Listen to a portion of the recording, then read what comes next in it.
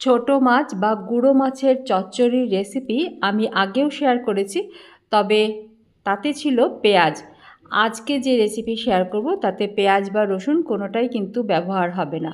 এই সময়ে নানা রকমের সবজি আর যে কোনো ধরনের ছোট মাছ দিয়ে এই রেসিপিটা করে নিয়ে ভাতের সাথে শুকনো খাওয়া যেতে পারে, বা ডালের সাথে সাইড ডিশ হিসেবে এটা পরিবেশন করলে সঙ্গে কিন্তু আর কিচ্ছুটি লাগে না। যেহেতু নানা রকম সবজি থাকছে আর গুঁড়ো মাছ থাকছে, তাই এই রান্নাটা কিন্তু বেশ পুষ্টিকরও। আসুন তাহলে আজকের রেসিপিটা দেখে নেওয়া যাক। তবে তার আগে সব বন্ধুদের নমস্কার আর স্বাগত জানাচ্ছি শম্পার রান্নাঘরের আজকে আরও একটা নতুন পর্বে। সবার প্রথমে কড়াই বেশ ভালোভাবে গরম করে নেওয়ার পরে পরিমাণ মতো সর্ষের তেল অ্যাড করেছি, আর এর মধ্যে আগে থেকে বেছে ধুয়ে পরিষ্কার করে রাখা ছোট মাছ, তার মধ্যে অল্প নুন আর হলুদ মাখিয়ে রেখেছিলাম মিনিট 10 সময় ধরে, সেগুলো আমি ভেজে নিচ্ছি। এর মধ্যে কিন্তু নানান রকমের মাছ রয়েছে রয়েছে বরলি মাছ, মোরলা মাছ, চেলা মাছ, কয়েকটা 3 কাটা মাছও রয়েছে। আপনারা যে কোনো ধরনের ছোট মাছ, মানে এক রকমের মাছ দিয়েও এটা করতে পারেন। ছোট ছোট পাবদা মাছ দিয়ে করলেও কিন্তু ভীষণ ভালো লাগবে খেতে। মাছগুলো খুব কড়া নয়, আবার একেবারে হালকাও নয়, এমনভাবে ভেজে তুলে রাখলাম। যেহেতু এই রান্নায় পেঁয়াজ বা রসুন কোনোটাই পড়বে না, তাই খেয়াল রাখবেন মাছ যেন বেশ টাটকা হয়।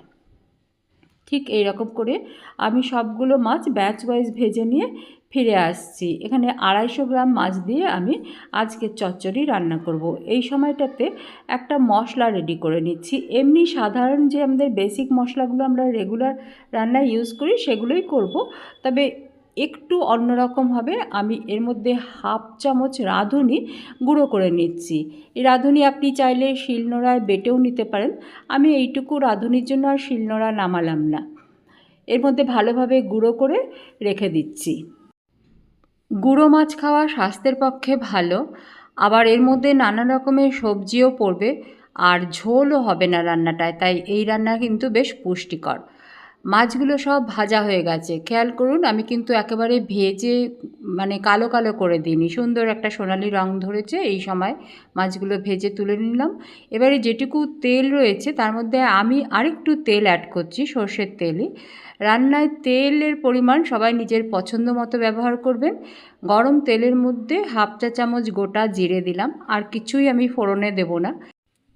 ফোড়ন ভালো মতো ভাজা হয়ে গেলে এর মধ্যে আগে থেকে কেটে রাখা আলু, একটু আলু ভাজার মতো করে লম্বা লম্বা করে কেটেছি, আর বেগুন সেটাও এরকম সরু সরু লম্বা লম্বা করেই কাটতে হবে। সমস্ত সবজি কিন্তু এরকম সরু সরু লম্বা লম্বা করে কাটতে হবে।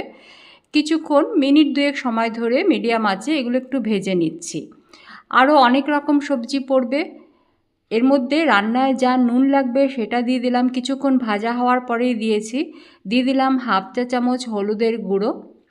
এর মধ্যে এবারে বাকি সবজিগুলো দিয়ে দেবো। দিচ্ছি পটল আর ঝিঙে, আর তার সাথেই দেব ডাঁটা। আর তেমন সবজি কিন্তু এর মধ্যে ভালো লাগে না। মূলো দিলে ভালো লাগে, তবে এই সময়ের মূলো কিন্তু ঠিকমতো সেদ্ধ হতে চায় না, তাই আমি দিইনি। এই কটা সবজি দিয়েই আমি মাছের চচ্চড়িটা রান্না করব।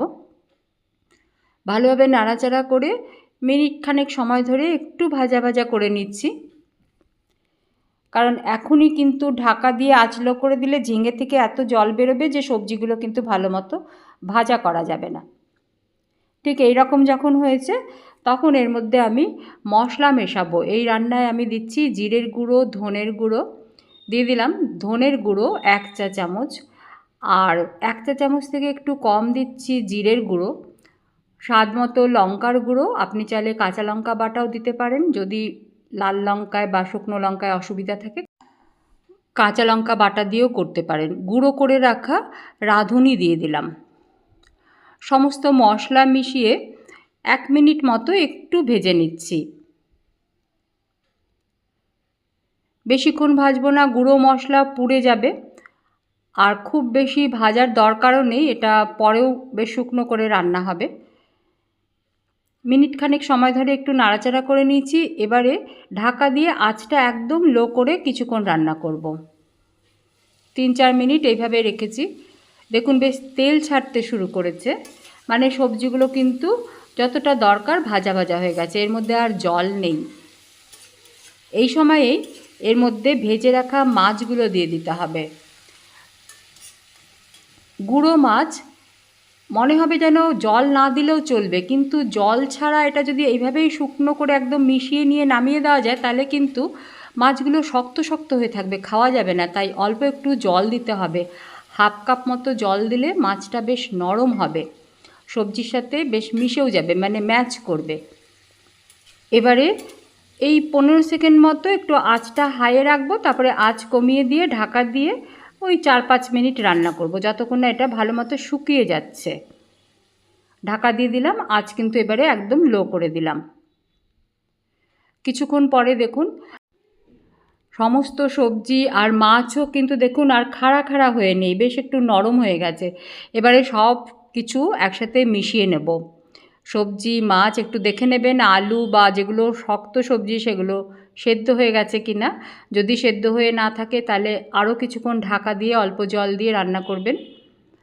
এবারে আর ঢাকা দিচ্ছি না, যেহেতু সমস্ত সবজি সেদ্ধ হয়ে গেছে। আমি কিছুক্ষণ নাড়াচাড়া করে জলটা আরেকটু শুকিয়ে নিচ্ছি।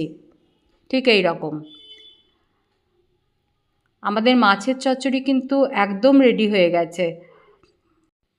আজ যারা আমার চ্যানেল নতুন দেখছেন তাদের জানিয়ে রাখি, আমি বেশিরভাগ সময়ই ঘরোয়া রান্না, সহজ রান্না, পুষ্টিকর রান্না বা প্রায় হারিয়ে যাওয়া রান্নাগুলো শেয়ার করে থাকি। এই ধরনের রান্না দেখতে আগ্রহী হলে চ্যানেল সাবস্ক্রাইব করে সঙ্গে থাকুন। এবারে আমি আঁচ বন্ধ করে দেবো। আমি ঢাকা দিয়ে আরও কিছুক্ষণ নাড়াচাড়া করে নিয়ে আরেকটু এটা সুন্দর করে মজিয়ে নিলাম। আমি আঁচ কমিয়ে ঢাকা দিয়ে মিনিট খানেক সময় ধরে আরেকটু রান্না করে নিলাম, তাতে এটা দেখতে আরও সুন্দর হয়ে গেল। একটা পুষ্টিকর রান্না তৈরি হলো। চাইলে আপনি তেলের পরিমাণ নিজের পছন্দ মতো মানে আরেকটু কমিয়েও দিতে পারেন। কয়েকটা কাঁচা লঙ্কা বীজগুলো ছাড়িয়ে দিয়েছি যাতে বেশি ঝাল না হয়।